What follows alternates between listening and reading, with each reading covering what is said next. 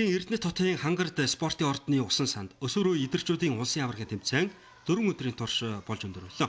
Тэмцээнд 31 клубын 7-оос 18 насны 600 гаруй өсвөрийн тамирчид хурд хүчээс сөрөн өрсөлдлөө. Тэмцээний сүүлийн өдөр Альфа орчлон клубын тамирчин Жавхлан спортын дид мастер цолны боловсрол хангасан юм. Тэрээр Монголын усан спортын шинжилсэн цагийн үзүүлэлтээр сүүлийн 1 жил хагсын хугацаанд спортын дид мастер цол хүртсэн анхны тамирчин боллоо. 15 настай Жавхлан мэлхийсэлэлтийн 50 метрийн зан уралдаанд 2800-ны 89 секундын амжилт үзүүлжээ. Энийг бас айгүй удаан хүлээсэн. Тэгээд яг шинжлэгдсэн цаг гарснаас хойш анхны дид мастер болно гэж өөртөө яг жилийн өмнө зорилго тавьж ирсэн. Тэгээд тэр зорилготой ямар ч байсан хүрлээ. Тэмцээний 15-аас 16 насны ангилалд V Aquatics клубын тамирчин Энхмэнд 7 алт 2 мөнгөн медаль хүртлээ.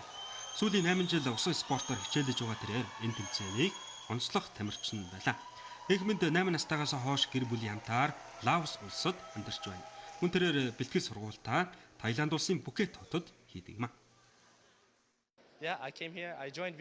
Би 8 нас хүртэл Монгол улсад амьдарсан. Дараа нь аавынхаа ажлын улмаас гадны улс руу явсан юм. 2023 онд V Aquatics клубын дасгалжуулагч надад хүсэл тавьснаар энэ клубт нэгдэж хамт бэлтгэл хийж илүү сайжирсан. V Aquatics клуб яг л миний гэр бүл шиг байдаг. Миний дараагийн зорилго гэвэл залуучуудын дэлхийн аваргад оролцоно. Дараа нь дэлхийн аварга даруулах тэмцээнд оролцох эрхээ авахыг зорино. Бас ирээдүйд Олимпийн наадамд оролцсон гэдэгт найдаж байна.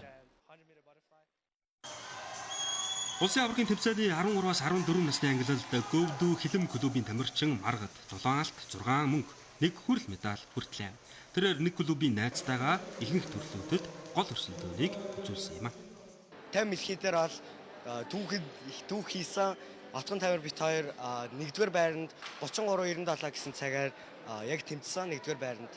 Найзтайгаа өрсөлдөгч өстой гоё санагдаж байна. Ягаад гэвэл бит хоёр дандаа гээд өрсөлдөөр явдаг. Тэгээд хин нь хоцсон хамаагүй бинтгээр гоё харьцаал байждаг.